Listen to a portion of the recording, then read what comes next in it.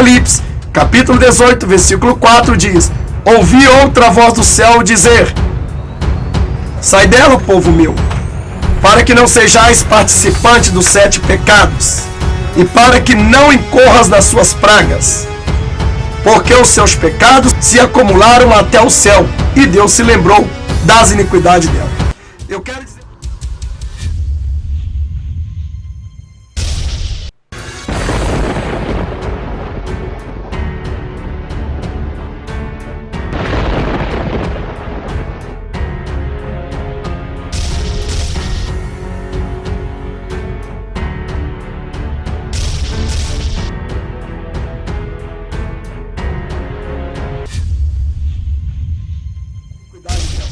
Eu quero dizer para você que mesmo você que está me ouvindo, e você que é apressionado e ama e adora uma placa de uma igreja, é o seguinte: não adianta vocês defender o homem, não adianta vocês defender a placa de igreja, não adianta vocês defender denominação e costumes antibíblicos. Nós já vimos aí algumas denúncias de falsos pastores, canais mentirosos, que iludem vocês a pecar, que inusitadamente fazem vocês pecar e muitas das vezes seduzem a vocês a ir verdadeiramente contra a palavra de Deus, mostrando que não é preciso ter santidade para entrar no reino de Deus, só basta ser moderado.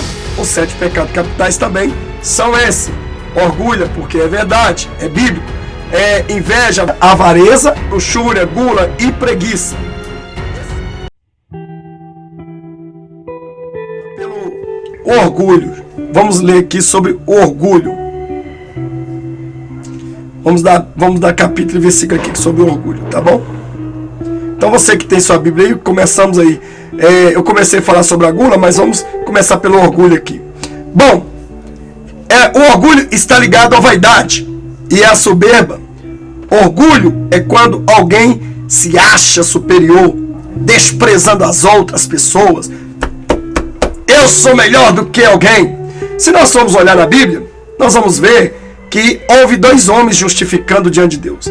Um que chegava e se gabava e dizia: Deus, eu jejuo, eu consagro, eu oro, eu sou ofertante, sou dizimista, ajudo a obra, só isso, aquilo, outro, todos os dias. E ele olhava e batia no peito dizendo: isso chama-se orgulho. Isso chama-se orgulho. O outro, que simplesmente era simples, ele olhou e disse: Senhor, na verdade, este homem está falando a verdade, nada disso eu faço, eu não mereço nem sequer olhar para o céu, não mereço isso nem aquilo outro. E foi falando tudo. Então, diante da sua humilhação, a Bíblia diz que ele foi justamente justificado. E o outro que se exaltou foi humilhado. Então a Bíblia diz que aquele que se exalta será humilhado, aquele que se humilha será exaltado. Então, o orgulho está ligado à vaidade, né? E o que é vaidade? Vamos aí entender um pouco também o que é vaidade.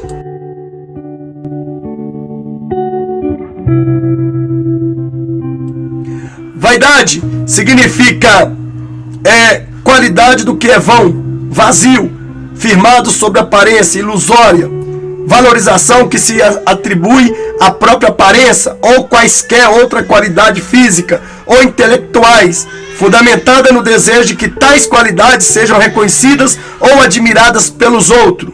Bom, quando você entra numa vaidade, você está verdadeiramente se exaltando. Você quer ser melhor do que outro? Você quer, na verdade, mostrar algo que você é belo, é bela, que você foge da aparência natural de Deus. Então, uma pessoa que é vaidosa, a Bíblia diz que principalmente coloca-se, maquia-se, que quer parecer diferente da outra irmã, ou porque aquela jovem naturalmente é bonita, eu não tenho como ser mais bonita do que ela naturalmente, então eu vou me enfeitar para que eu possa ultrapassar e atrair os desejos dos homens através da minha vaidade. Então, a Bíblia condena a vaidade. E Salomão disse que tudo debaixo do céu é vaidade. Eu tenho um vídeo que explico sobre isso, sobre a vaidade necessária e a vaidade desnecessária.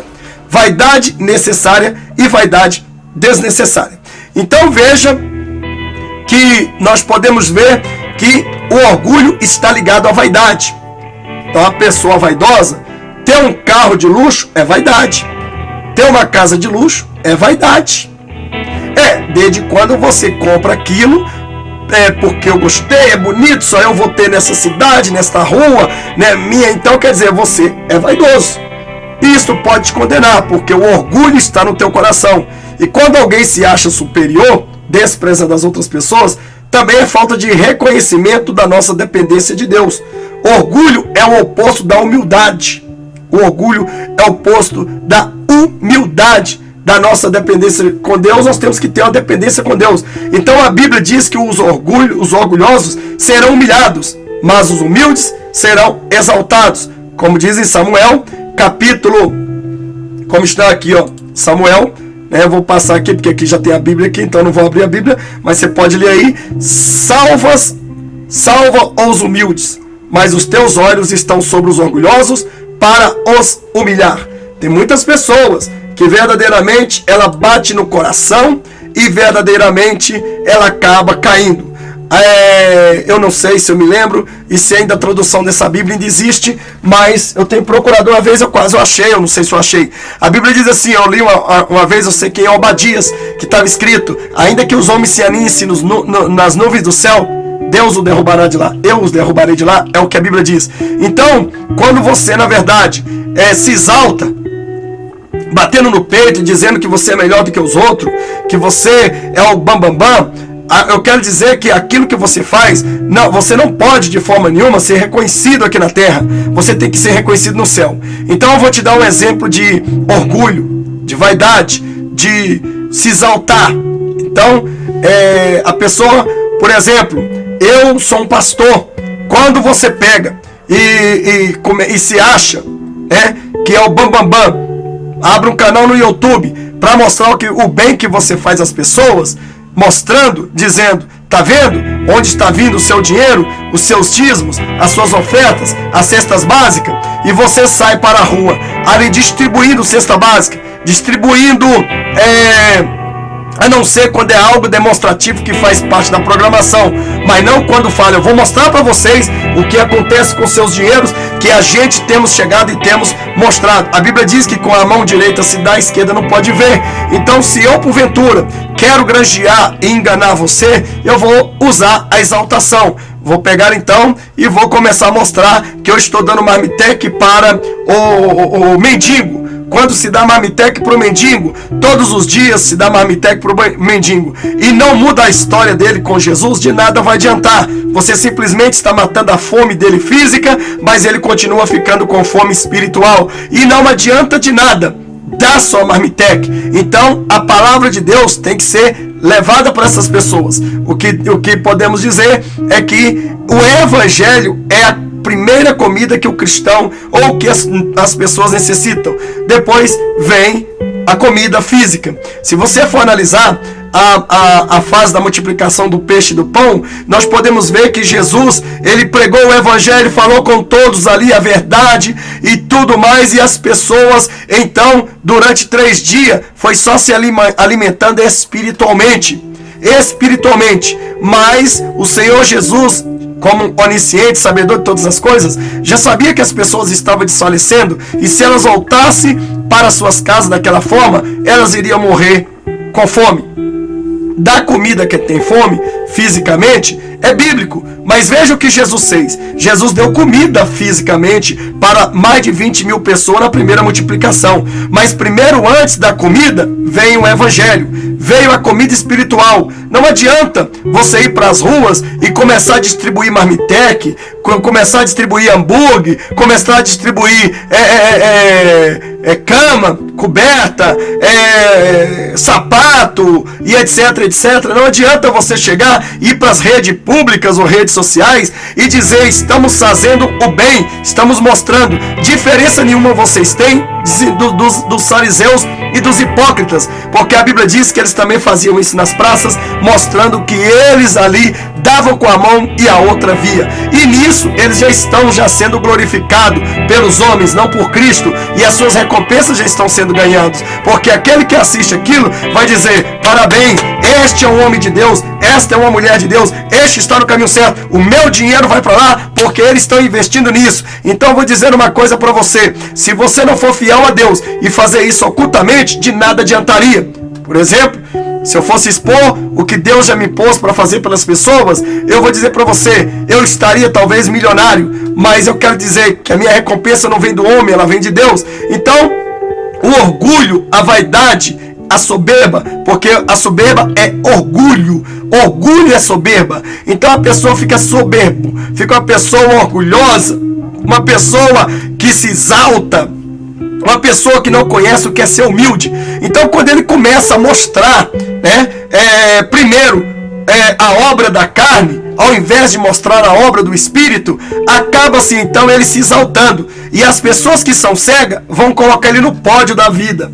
E isto eles vão adorar ele, vão até matar e morrer por eles. Então veja bem, que se nós formos olhar Jesus Cristo, quando ele chegou e ele estava ali multiplicando o peixe e o pão, a Bíblia fala justamente que Jesus, ele deu peixe e pão para o povo, mas foi depois, Foi depois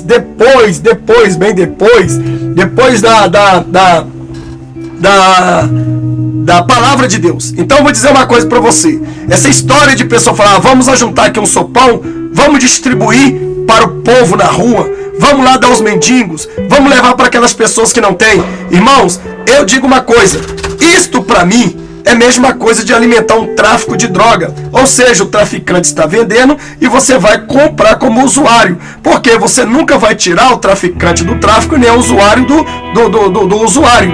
Então, a intenção de Deus não é só alimentar fisicamente, mas a comida espiritual ela tem que vir antes do físico, certo?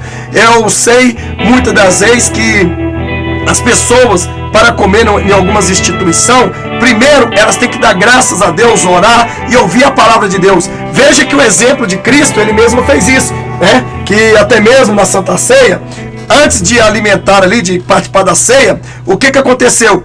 Ele primeiro buscou o reino dos céus, ele deu graça, ele orou, ele fez um culto para depois vir alimentar. Então veja bem que Jesus, ele entrou para comer junto com os publicanos, mas antes de comer, ele falou a palavra de Deus, ele deu o alimento espiritual. Então é muito fácil eu chegar e me exaltar levando cobertor, levando isso, levando aquilo outro, mas antes não levar a palavra de Deus, porque os católicos fazem isso, ou qualquer entidade espírita também faz isso. Não há diferença nenhuma. O importante de Deus não é somente da comida física, primeiramente é da comida espiritual, porque a comida física ela perece, o corpo físico perece, mas a vida espiritual ela continua na eternidade. Então por isso, quando eu vou para os locais mostrar o que eu estou fazendo, estou dando comida, eu estou aqui me exaltando, mostrando a minha mão direita, mostrando à esquerda o que a mão direita fez. Veja só que nós podemos ter aqui na Bíblia, aqui, como você pode ver, vamos lá, João, capítulo 6, versículo, vamos ler aqui um pouco aqui.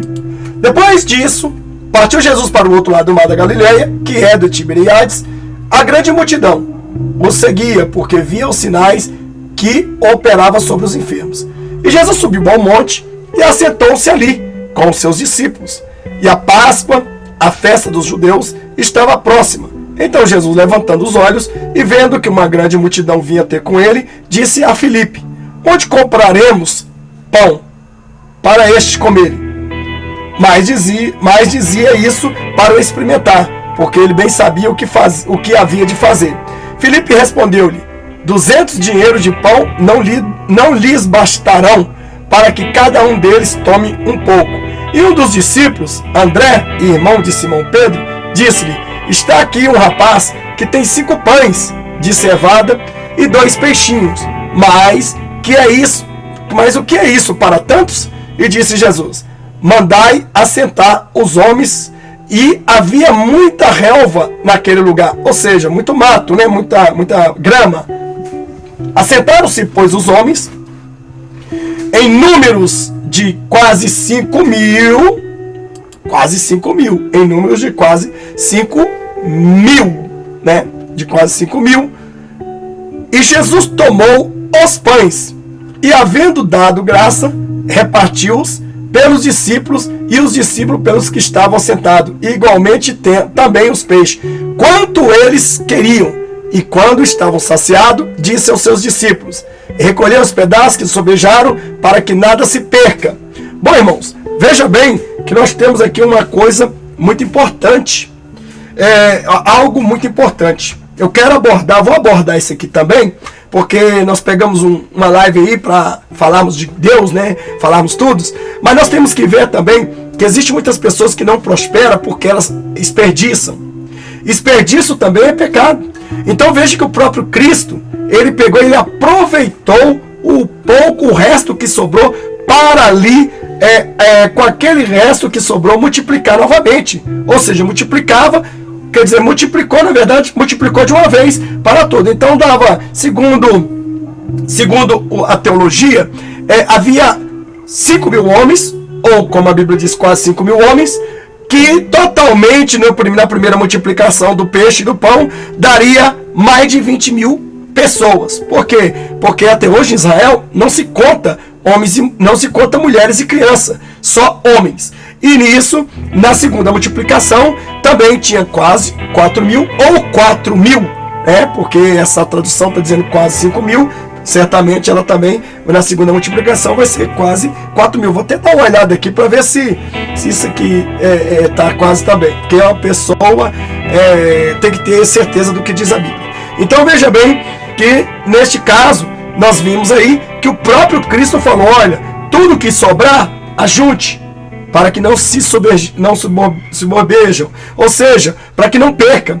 E tem muita gente, irmão, que nos dias que estamos vivendo hoje, pega o resto de comida, deixa o resto no prato, coloca um tanto de comida para comer, não come a medida, faz uma panelada de arroz, de feijão, joga fora, deixa azedar, depois fica se lamentando porque está faltando.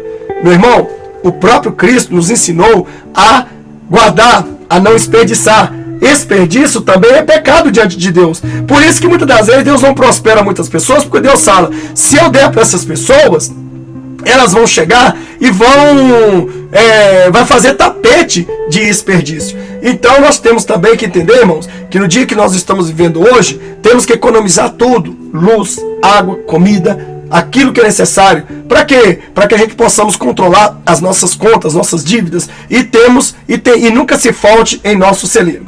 Então veja bem que Jesus, após ter sentado lá na montanha, ele estava ensinando para mais de 20 mil pessoas, segundo ali, quase 5 mil homens, 5 mil homens, fora mulheres e crianças. E ali ele ensinando, durante 3 dias as pessoas estavam com fome. Veja que a primeira coisa que o cristão tem que fazer para um mendigo, para uma prostituta, para um traficante, não é dar comida para eles fisicamente direto, é apresentar Jesus para ele. Porque a morte pode abater a carne, mas não pode abater o espírito. E aí, louco, se hoje mesmo pedir a tua alma? Agora você chegar e se exaltar e dizer que está ajudando fulano e beltrano com essa mão daí, com essa que mostra, essa vê, você é nada mais do que um soberbo, um exaltado, e que sim, precisa ser humilhado. O soberbo acha que vale mais que as outras pessoas, gosta de mostrar que é melhor que os outros, humilha quem ele acha inferior, põe sua vontade acima da vontade de Deus. Isto é a soberba, Isto é a soberba. Então, esses são o primeiro pecado capital que eu li. Eu vou voltar agora.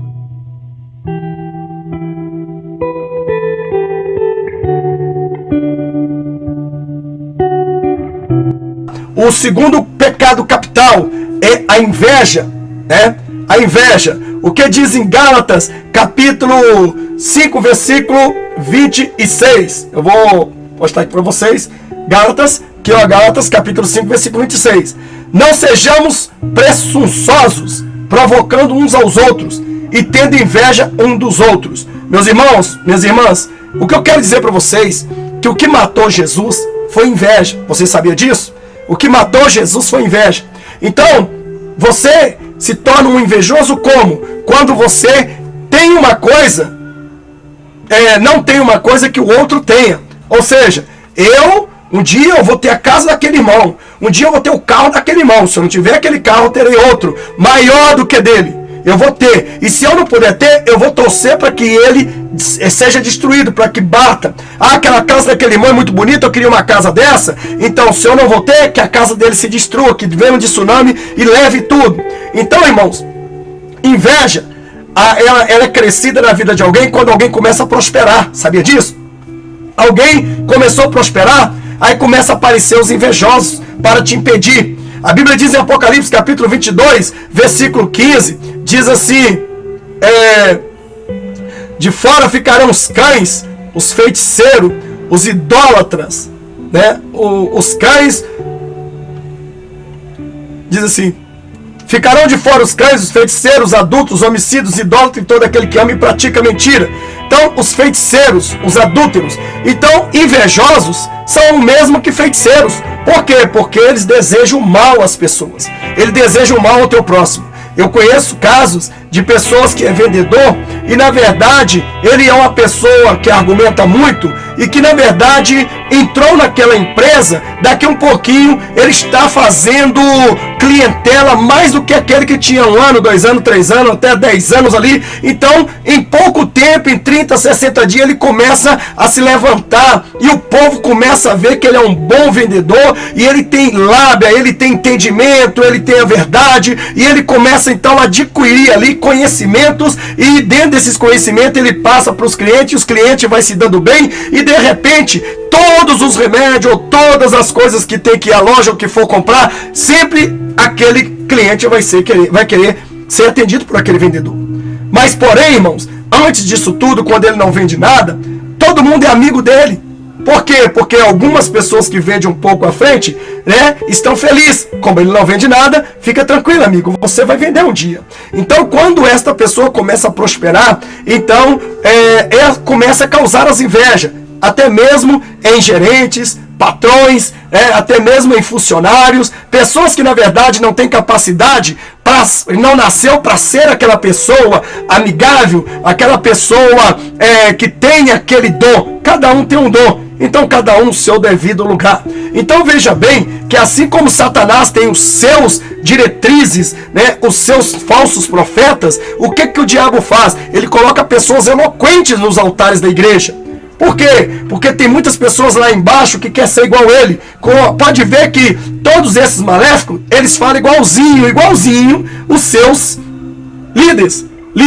Você pode ver, se você for ver aí os pastores da Universal, da Mundial, da Assembleia, todos eles falam igualzinho o líder, o seu presidente. Quer dizer, são um treino que eles têm que ser adquirido inveja. E tem muita gente que está lá também que quer falar igual eles. Então, nasce-se a inveja quando você prospera mais do que o outro colega.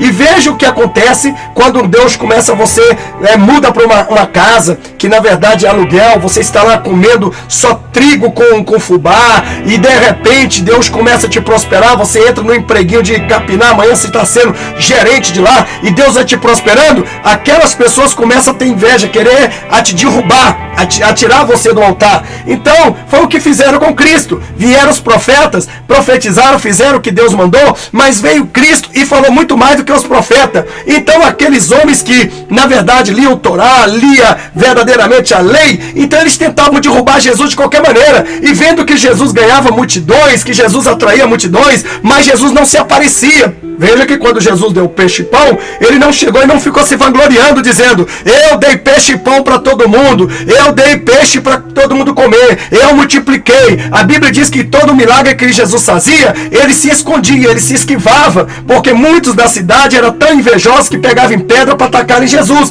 Então tem muitas pessoas que não prosperam por causa da inveja da irmã, até dentro de casa. Até dentro de casa existe ciúmes de mãe, pai, irmãos, parentes, amigos. Por quê? Porque fulano de tal conversa mais com ciclano, eu vou matar. Veja que nós vemos um exemplo de Caim e Abel. Caim matou Abel por quê? Porque Abel, ele tinha um coração puro, limpo, ele não tinha inveja, ele fazia do melhor para Deus, colheu as primícias e deu as primícias para Deus, seus dízimos, suas ofertas, e naquele exato momento, Caim só deu o restante, e neste momento Deus rejeitou a oferta de Caim e abraçou a oferta de Abel. E neste momento cresceu um ódio dentro. Então a inveja, irmão, nós vamos falar depois, gera ira. A inveja gera ódio. E o ódio e a ira gerando ódio leva você à perdição, ao inferno, e faz com que você perca o seu arrebatamento, a sua intimidade com Deus. Então veja que mataram Jesus por causa de inveja.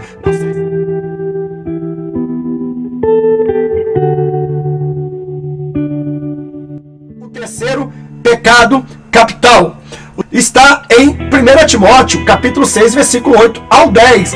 Está escrito assim, veja bem, por isso, tendo que comer e o que vestir, nós estejamos com isso satisfeitos. Os que querem ficar ricos caem em tentação, em armadilha e em muito desejo descontrolados e nocivos, que levam os homens a mergulharem na ruína e na destruição. Pois o amor ao dinheiro é a raiz de todos os males. Algumas pessoas, por cobiçarem o dinheiro, desviaram-se da fé e se atormentaram com muitos sofrimentos. 1 Timóteo, capítulo 6, versículo 8. Então veja que a avareza, ela é um pego doentio. É algo doentio. É algo que é uma ganância. Ele quer, quanto mais ele tem, mais ele quer. A pessoa avarenta, ela acumula riqueza, ela não gosta de gastar e não quer compartilhar com ninguém. A avareza é o amor ao dinheiro. A Bíblia nos ensina a ser generoso, não mais apegado ao dinheiro. Inclusive Deus tem e chama esse demônio chamado Mamon. Mamon é o Deus do dinheiro. Mamon é o Deus da prosperidade maléfica. Por isso, as denominações chamadas hoje Templo de Pedra, com seus sacerdotes satanistas, eles têm granjeado muitos homens e mulheres, muitas pessoas, e enchido as suas denominações, entupetado como sardinha, atraindo essas pessoas através da teologia da prosperidade. Por causa disso, muitas pessoas, elas têm enchido as igrejas. Elas não vão à casa de Deus, ou casa de Deus entre aspas, ou ao templo de pedra, onde está a congregação, porque a congregação é quem está dentro do templo de pedra. Eles não vão à congregação para adorar a Deus, para mudar a vida, para abandonar o pecado, abandonar o mundo, para andar na contramão do mundo. Eles vão lá, justamente com o interesse próprio. Eles vão à procura de um casamento, à procura de uma faculdade de Deus dar, à procura de uma casa, à procura de ser rico, à procura de um trabalho, e aí vai. Então os seus corações estão presos nos deveres dessa terra. Seus corações estão amargando ao pecado dessa terra. Não ajunteis para vós tesouro na terra, onde a traça e a ferrugem consomem, e os ladrões minam e roubam. Mas ajuntais para vós tesouro no céu, onde nem a traça nem a ferrugem consome, e onde os ladrões não minam e nem roubam. Certo? Porque onde estiver o teu tesouro, aí estará também o teu coração. Porque onde estiver o teu tesouro, aí também estará o teu coração. Então veja que nós vemos que a Bíblia nos fala: não ajunteis tesouro na terra, onde a traça corrói, o ferrugem come e o ladrão rouba. Ajunteis tesouro no céu. Então é aí, meu amado, é aí, minha amada, que entra aquela situação, certo, da avareza. Então a pessoa é tão gananciosa que ela, quanto mais ela arrecada, mais ela quer. Assim como os governantes. Os governantes são avarentos. A Bíblia diz que a nação, bem-aventurado, cujo o Senhor é Deus nessa nação. Bem-aventurado essa nação, cujo Deus é o Senhor. Então veja que nós vemos, até começando pelos políticos, aos mais pobretão. Vemos aí pobre matando pobre, rico matando rico, rico matando pobre, pobre matando rico, por causa da avareza. Eles matam até mesmo, veja, camelores brigando por causa de pontos. Eu vou ficar aqui, não, eu vou ficar ali, não, ali dá mais dinheiro, não, aqui é o meu lugar, não. E começa até a dar facada, dar um tiro no outro. Muitas das vezes, rapaz, muitas pessoas, elas pegam e partem para a morte, para a facada, para o tiro, porque a pessoa deve R$1 a ela, deve 10, 20. Ela não tem a capacidade de perdoá-los. E como querem ser perdoados? A avareza que está no coração é juntamente com a inveja. Esta inveja, ela anexa a avareza e entra juntamente nessa mesma pessoa os 3 pecados capitais. O orgulho, que é a exaltação, a inveja e a avareza. Então essa pessoa que é avarenta, ela tem apego doentio, ela é a doentio, certo? É a doentio mesmo. Ela é uma pessoa idólatra. Por quê? Ela é idólatra ao dinheiro, ela é idólatra à ganância. A Bíblia diz que os idólatras não entrarão no reino de Deus. Qual a diferença tem desses cristãos, dito cristão, que pregam contra as imagens e escultura dos pagãos, mas na verdade eles são idólatras. Eles adoram carro. Não encosto no meu carro, se arranhar eu mato. Eles adoram uma casa. Eles adoram tudo. Tudo que é fisicamente, ele quer sempre mais. Ele não quer perder um centavo. Fulano de tal, você vai me... tem irmãos, tem filho dentro de casa, pai, mãe, filhos, que às vezes empresta dinheiro um pro outro, fala assim, se você não me pagar, eu te mato, desgraçado. É assim que eles falam, desgraçado. Né? Uma desgracença. Então, veja bem. Então, no entanto, nós temos que parar para entender o que diz mesmo a Bíblia. Né? O que a Bíblia, ela tem nos mostrado que verdadeiramente, né, um negócio aqui. Deixa eu ver um negócio aqui. Então, existem muitas pessoas que eles são avarentos. Eles são justamente avarentos. Eles são pessoas que não perdoam o seu próximo. Deixa eu dizer uma coisa para você. Você que diz que é religioso, que diz assim: Pai nosso que estais no céu, santificado seja o teu nome. Venha a nós o teu reino. Seja feita a tua vontade. Muitas das vezes, você pede a Deus para o reino dele vir até você. Mas quando é para o seu reino ir até a Deus, você não tem acordo. Porque você é tão avarento que até mesmo para ser uma pessoa fiel a Deus, você começa a ser um ladrão começando. Porque o avarento, ele rouba, ele enriquece principalmente roubando. Geralmente ele não é nem digno do salário que ele está. Por quê? Porque o salário dele é roubado, é tirado dos mais pobres. E ele então rouba. Você quer ver um exemplo de um avarento dentro da Bíblia, mas que se arrependeu? Zaqueu. Zaqueu era cobrador de impostos, homem público. E a Bíblia diz que ele subiu num sicômoro ou numa árvore, numa figueira espinhenta para ver Jesus. Ele estava disposto a se arrepender. Mas é claro que não é todos que querem se arrepender. Porque a riqueza, a ganância, o dinheiro... A pessoa não é só avarenta através do dinheiro. A pessoa é avarenta através de muitas coisas. Às vezes você tem um irmão, e seu irmão vai vestir aquela camisa porque ele não tem outra. Você então bate nele, xinga ele, rasga ele, faz e acontece. Não vai vestir minha blusa, não vai vestir minha camisa. Você é um avarento. Você é um avarento. Apesar de você não ter nada na vida, você tem uma camisa, mas você quer matar o teu irmão por causa daquilo. Às vezes o seu irmão não tem um sapato, anda descalço, porque ele não conseguiu comprar, mas você conseguiu. Meu irmão agora está usando meu sapato. Não tira esse meu sapato, porque senão eu te meto a faca. São avarentos. Pessoas com espírito de avarentos, orgulhos, exaltados e invejosos. Então esses tipos de pessoas, meu amado, eles não entrarão no reino de Deus. Às vezes você briga com tua irmã porque o cabelo dela tá bonito, ou o cabelo dele. Você briga com o vizinho porque você não gosta do vizinho, porque o vizinho ele é muito mais controlado que você. Aí você disputa a guerra com ele sobre carro, sobre moto, sobre bicicleta, sobre casa, sobre internet, sobre banco, sobre isso e aquilo outro. Tudo seu é maior. Você deveria ser lá de Itu, que é tudo maior, é tudo grande, não é? Então veja bem que a pessoa, ela não é só avarenta quando ela tem dinheiro. A pessoa é avarenta também quando ele é até um mendigo.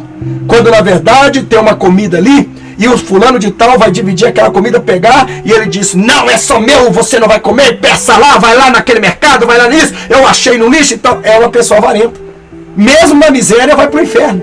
Por quê? Porque a avareza, irmão, ela entra na vida das pessoas através da ambição, do orgulho. Que então, nós estamos aí na avareza. Tem pessoas, irmãos, que pra dar alguma coisa é assim, ó. Vai dar tchau assim, ó. Tchau! Para abrir a mão, de forma nenhuma. Nem na igreja, quando a gente ora, fala, abre a mão, irmão. Eles abrem assim. Então, veja bem que muitas pessoas, elas são tão apegadas aos bens. Sabe como que você descobre que as pessoas não vão entrar no céu? Você quer aprender uma coisa?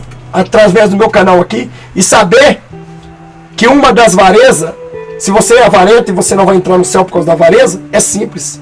É você começar a se policiar. Porque o primeiro salário que você recebe, a primícia é de Deus. Por isso Abel foi recebido. Por isso a oferta de Abel foi recebida. Então, o cristão que é fiel a Deus, a primeira coisa que ele tira, devolve, com todas as dívidas que ele tem, é os seus dízimos. É as suas ofertas. E por causa disso, se você não devolve, rouba de Deus isso, obviamente você será infiel a ele a todas as outras coisas. Você é um cristão avarento. Se você rouba de Deus, você é um ladrão não convertido, não entra no reino de Deus. É simples. É simples assim. Então, dentro do seu coração existe uma avareza. Então você não quer perder, você só quer ganhar. Você quer ganhar. Se você pode vender aquele carro, aquela casa, por um valor estimável e tal, que louco, mas você quer sempre 10 vezes mais do que o que ela vale. Isso é avaramento. Isso é avareza.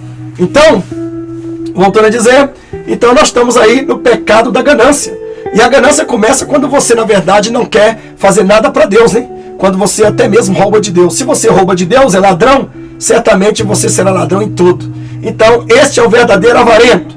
O avarento começa daquele que rouba de Deus. Dízimos, ofertas, que semeiam o que é de Deus também para ganhar retorno, ou seja, com a intenção de jogar na loteria, comprar bênção, acreditar em revelação mentirosa, leilão, compra um leilão de revelação, chega, eu pago por essa 2.000, essa aí é minha? Pode levar que Deus está falando que a vitória é sua.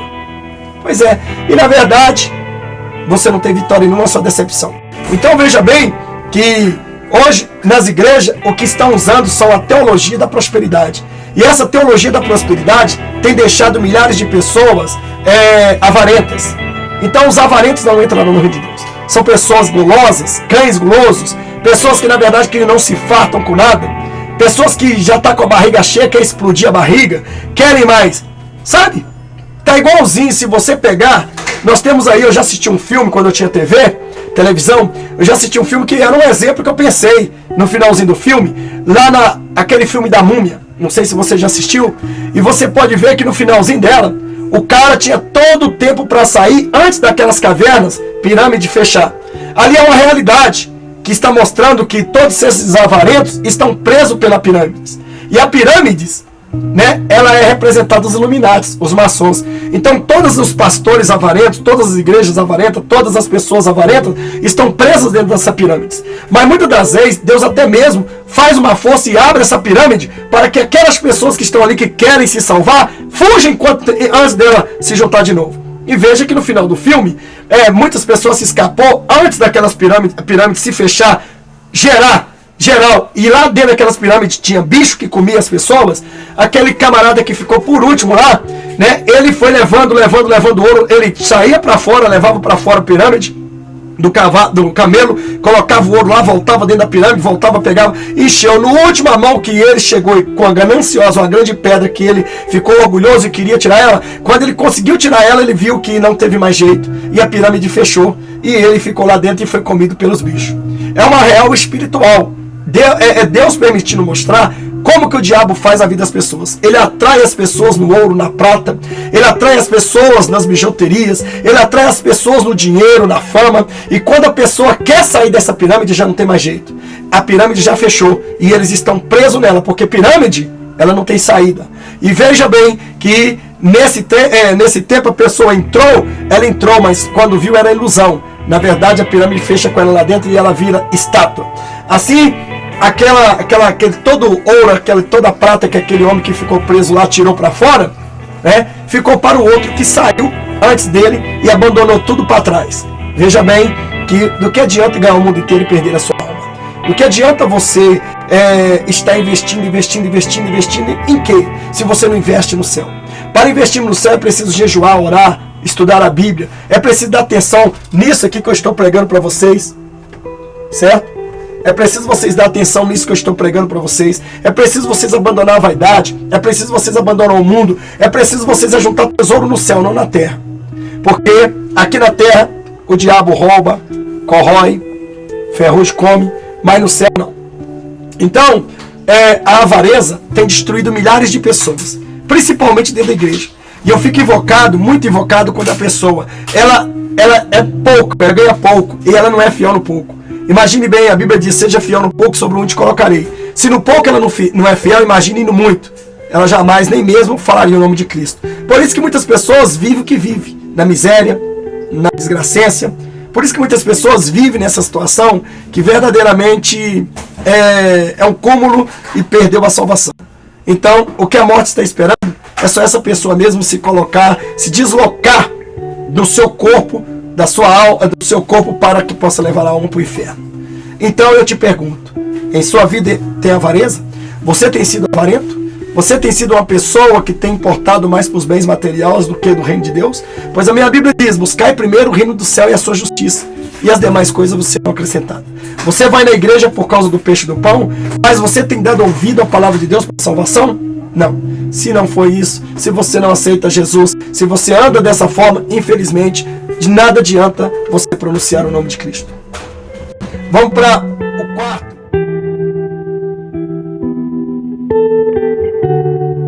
E a ira é ficar muito zangado, agindo de forma cruel ou violenta.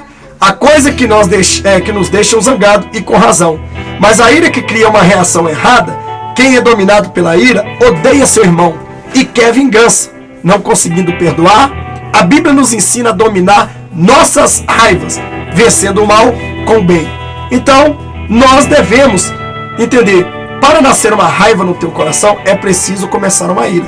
E esta ira, ela começa simples. Quando ela fica incontrolável, ela passa a ser uma raiva. Sendo assim, você passa a odiar o teu irmão sem motivo algum. Caim matou Abel sem motivo algum, simplesmente porque a oferta dele foi melhor do que a de Caim. Mas Caim não poderia fazer a mesma coisa que Abel, pois ambos tinham as mesmas coisas para oferecer o melhor a Deus. Por isso que as primícias são de Deus, seus dízimos, suas ofertas, suas orações, suas consagrações, suas leituras, seu falar, tudo, seu filho, todos são primícia. Primícia é aquilo que você faz primeiro para Deus. Então veja bem que a ira, ela vem e você não pode deixar ela se transformar em raiva. Então, como eu sei que estou irado? Quando alguém me faz alguma coisa que me chateia e que eu fico nervoso e que falo, que babo, mas daqui 10, 20 minutos ou uma hora eu estou olhando para essa pessoa e perdoando ela e dizendo, me perdoe, mas que até a própria Bíblia diz, se você porventura lembrar que tem alguma coisa, algum rancor, alguma ira contra o teu irmão, levando a tua oferta no altar, deixa a tua oferta no altar, volte e reconcilie com o teu irmão, para que Deus receba a tua oferta naquele momento. A ira, ela nos deixa zangado. Mas o que se transforma em ódio? Bom, eu brigo com meu irmão, brigo com minha mãe, meu pai, meu parente, ou a vizinha, um amigo, mas aí, um dia, eu olho para ele, estou com ódio. Outro dia eu olho para ele, aquilo está ardendo no meu coração, que eu quero a morte dele. E isso vai passando, esticando por vários meses ou anos. Isso significa ódio. Então você, na verdade, transformou a sua ira, que poderia ser evitado o ódio, e isso está te condenando. Quem controla o ódio no coração do homem? O próprio diabo.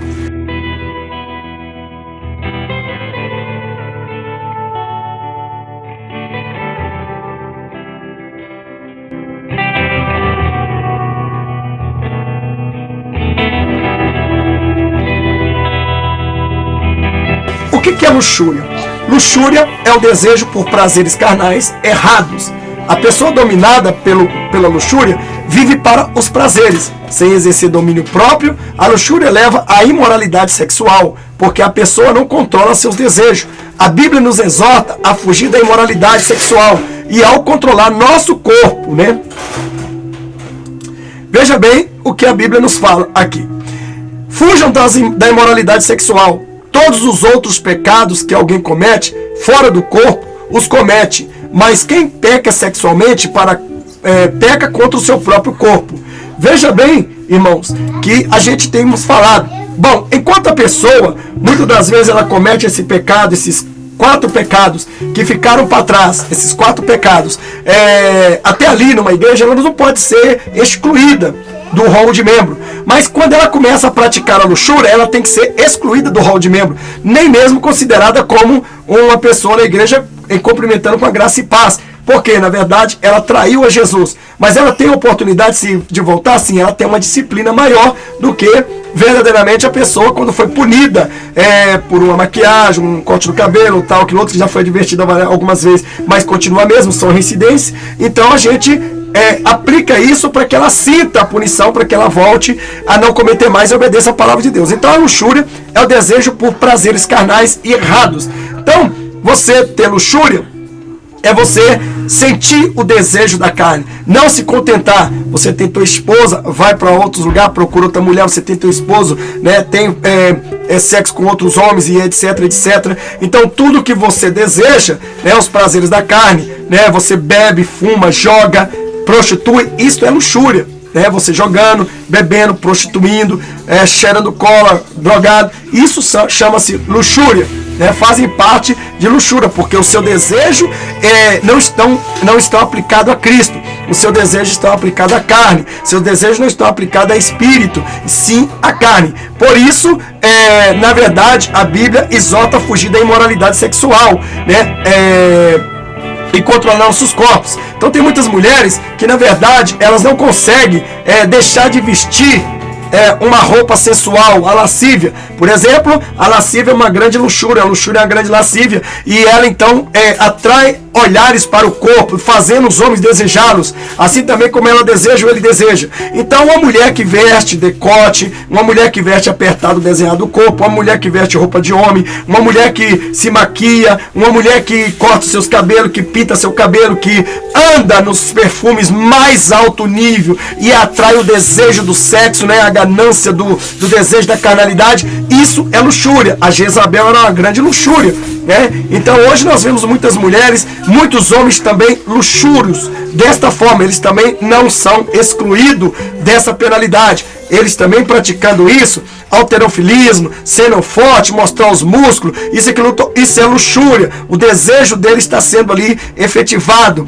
E quando o jovem também ele anda fazendo, ou o homem anda fazendo cavanhaque, maquiagem, pondo brinco, calçando tamanco, andando de saia, isso é luxúria e já passa a prostituição, pornografia, feminismo, afeminados e etc, etc. Então, esse negócio a Bíblia condena. Então, este é um dos 7 pecados capitais, que primeiro, orgulho, 1, inveja, 2, avareza, 3, ira, 4 e luxúria, 5, Luxúria 5.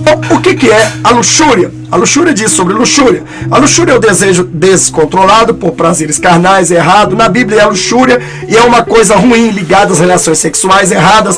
O contrário da luxúria é o domínio do próprio. A luxúria é um uso errado do prazer ou relacionamento sexual. E o prazer são coisas que Deus criou para o nosso bem, na hora certa e dentro dos limites. A luxúria é ignorar os limites e procurar satisfazer desejos intensos a todos os custos, sem pensar nas consequências. Ou seja, é fazer a pessoa ser atraída para o desejo sexual, é fazer a pessoa ser atraída para o desejo de masturbação, é fazer a pessoa ser atraída para o desejo de relação sexual, de bater o bife fora do casamento principalmente. E se for no casamento também estiver fazendo isso, é luxúria. Então você também irá ser condenado ou condenada. Se você que é mulher casada fazer isso para atrair o teu esposo como uma prostituta ou um prostituto, também, ou ou aquilo lá de sadomasoquista, sei lá como é que fala direito, então do sodomismo lá, então você também está enquadrado na luxúria, você vai com certeza ser condenado. Então a luxúria é a força por trás de todo tipo de imoralidade sexual, certo? A luxúria é a força por trás de todo tipo de imoralidade sexual. Primeiro, prostituição, adultério, violência sexual, incesto, casar mãe com filho, filho com pai, e filha, vice-versa. Então, incesto. Então, estas coisas, com tia, com mãe, parentes de sangue mais próximo. Então, o pecado começa na mente, né? Então, a luxúria, o adultério, você cobiçar uma mulher, um homem, na mente. O pecado começa na mente, com desejos que ficam fora de controle. O desejo forte por coisa errada e distorcida leva à ação. A pessoa que se deixa controlar pela luxúria não tem domínio próprio. Então, essa pessoa que ela olha e ela sente a vontade de se satisfazer carnalmente, sexualmente, então ela procura qualquer ato de forma para se satisfazer, certo? Então ela está praticando a luxúria, seja na mente o olhar e desejar, seja também no adultério, porque você também está praticando adultério, seja você chegar e você se vestir para atrair alguém, você está também praticando uma luxúria. E principalmente o nome se dá-se lascívica ou lascívia. A realidade triste é que a luxúria não traz satisfação. Por mais que a pessoa ceda a todos os seus desejos, não vai nunca se realizar e acabará mais frustrada ou frustrado, querendo sempre mais. Isso é porque a verdadeira satisfação vem de se aproximar de Jesus. Somente é possível desfrutar da verdade, dos prazeres da vida, quando se desfruta com moderação, com o coração puro, né? E eu digo para você e aqui afirmo, como vencer a luxúria? É possível vencer a luxúria? Você não é um animal irracional.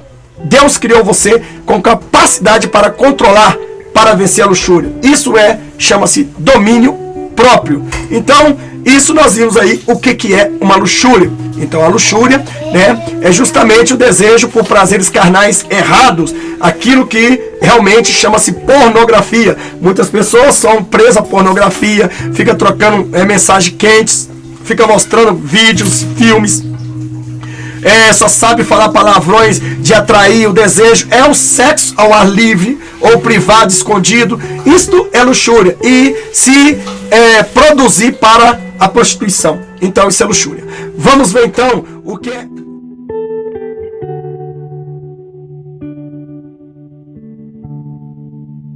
Vamos ver então o que é gula. Bom, vamos lá então, para nós entender o que é gula. O sexto pecado, gula. Gula é comer muito mais do que é preciso. Só pela vontade de comer também está ligada a bebedeira, a falta de domínio próprio.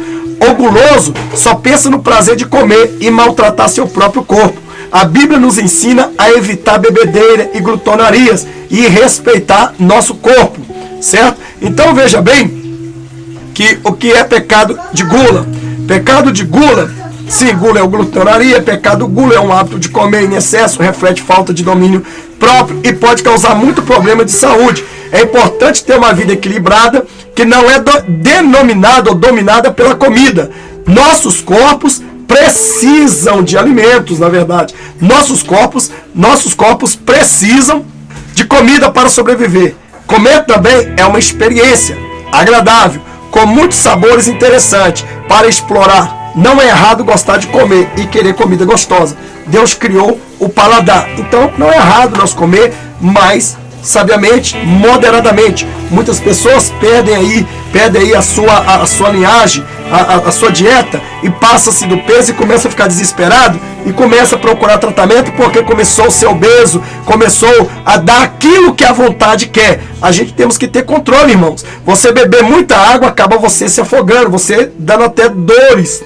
Você comer muito, acaba você passando mal, ou dando um infarto, um derrame. Então, por isso que nós devemos comer moderadamente. Muitas pessoas, ela tem ansiedades de fomes. Ela não aguenta ver, ela acabou de comer aqui agora, ela vê o outro comer, ela quer comer também. Ela acabou de beber aqui agora, ela quer beber também. Ela é desta forma, ela não sacia, não consegue se saciar. É como um cão guloso, que quanto mais come, mais ele quer. Mesmo ele já com a barriga cagando pelos olhos, né? Então ele vai lá e quer comer ainda, vai socando coisa para dentro, até que dá um infarto e morre. Então nossos corpos precisam de comida para sobreviver, como também é uma experiência agradável, com muitos sabores interessantes para explorar. Não é errado gostar de comer e querer comida gostosa. Deus criou o paladar.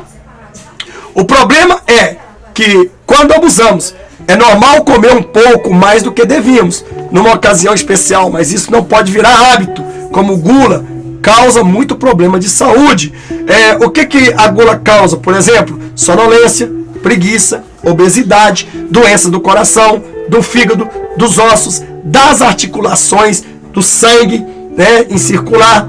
Então, em Provérbios, capítulo 23, versículo 21, diz: não ande com os que se encharcam de vinho, nem com os que se empanturram. Deixa eu colocar para vocês aqui, porque eu gosto sempre de mostrar a Bíblia. Não ande com os que se encharcam de vinho, nem com os que se empanturram de carne, pois os bêbados e os glutões se empobrecerão, e a sonolência os vestirá de trapos. Então veja bem que até em Provérbios, capítulo 23, versículo 20 ao 21, né, nos avisa. Então, a sonolência, a pessoa fica muito sono, a pessoa come tanto, bebe tanto, que às vezes fica assim. Muitas das vezes trabalha cansado, mas já come tanto, bebe tanto, fica assim. Não consegue nem participar do culto. Obesidade, doença do coração, a pessoa começa a ficar fadigada, começa a ter ansiedade, começa a ter isso, aquilo, outro, né? Do fígado, dá problema no fígado, dá também no rim, né, dos ossos, das articulações. Então comer demais também é um desperdício. A Bíblia condena o desperdício, você já sabe disso. Eu falei para vocês que Jesus mesmo, ao multiplicar o pão e o peixe, o que sobrou ele mandou juntar e guardar. E aí, com aquele pouco que ele, com aquele 12 cestos que ele chegou e ajuntou, sobrou mais 7 depois da segunda multiplicação. Veja que você, sendo econômico, você aproveitando, se vai comer, vai fazer um arroz, faz a conta que é, para todo mundo ficar satisfeito, para não sobrar, vai fazer alguma coisa, sempre tem que ser na dosagem correta. Por isso, muitos têm desperdiçado. E muitas das vezes você está na cozinha, não tem ninguém na cozinha, a luz está acesa. Você está no banheiro, não tem ninguém no banheiro, a luz está acesa. Não tem ninguém dentro do quarto, a luz está acesa. E quando pensa no final do mês, a luz vê um absurdo. Por quê? Porque você está utilizando algo que verdadeiramente está sendo extravagante, está sendo desperdício. Então, tem muitos exemplos para a gente dizer. Água, por exemplo, tem pessoas que pegam, tem pessoas que pegam o jeito que a água está em raciocínio, né? Pega assim um prato, vai lá debaixo lá, começa a lavar, abre um coisa e deixa cair um caminhão de água para chegar e para lavar um pires, certo? O que acontece? Aí vai deixando, vai lá, fulano, ciclano, a água tá caindo, ó, e tá só desperdiçando. Vai lavar um quintal, deixa a mangueira esparrar água para tudo quanto é lugar, depois de lavado e antes. Então, irmãos, a Bíblia nos fala, depois vem aquele absurdo, falta, aí fica clamando de quê? Então, irmãos, nós temos que ser moderados. É igual perfume. Você tem um perfume aí para usar, você pega e toma banho tudo, amanhã você está comprando outro, está gastando mais investido, mas pega um pouquinho, põe aqui, outro aqui, certo? Para, por lo menos, disfarçar o fedor de macaco que nós andamos aí, de carniça, de urubu, hein? A gula é uma forma de abuso, pode nos destruir. Deus nos deu coisas boas para serem desfrutadas de forma saudável e moderada. 1 Coríntios capítulo 6, versículo 12 diz assim: tudo me é permitido, mas nem tudo convém. Tudo me é permitido, mas nem eu deixarei ser dominado por ela. Então, irmãos, tem gente que passou, não come, viciou.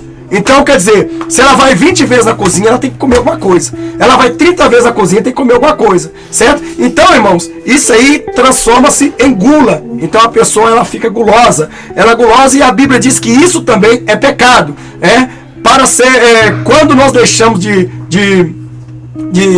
ser dominados pela gula, a comida se torna um ídolo que servimos, né? Quando nós deixamos a gula nos dominar, então a comida passa a ser um ídolo, né? A glutonaria compete contra Deus, pelo primeiro lugar.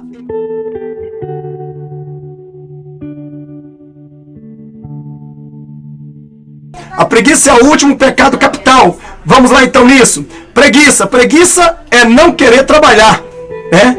Todos temos o direito de descansar, né? Preguiça não é querer trabalhar. Todos temos o direito de descansar, mas também temos de trabalhar para sustentar nossas famílias. O preguiçoso foge às suas responsabilidades e a sua causa é a sua causa problema. Ou seja, isso causa problema. A Bíblia avisa que os preguiçosos acabam ficando pobres, mas os diligentes serão recompensados, né? Então, veja bem que então a Bíblia aqui tem uma lista de pecados aqui, ó. Provérbios 6,16.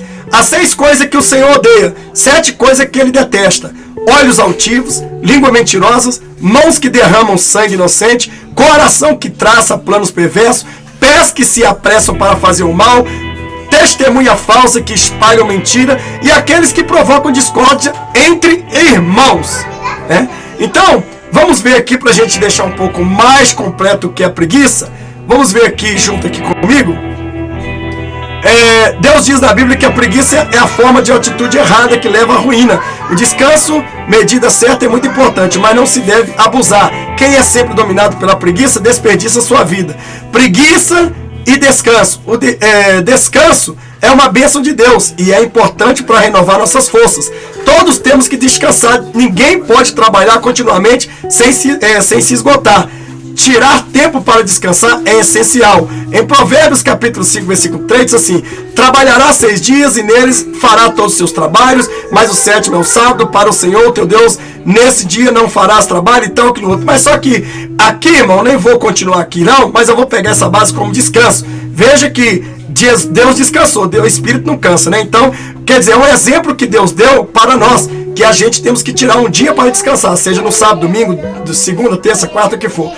A preguiça é quando queremos descansar muito mais do que precisamos, ignorando nossas responsabilidades. Deus também criou o trabalho põe comida na mesa e nos mantém ativos, ao contrário de quem descansa na medida certa. O preguiçoso, né?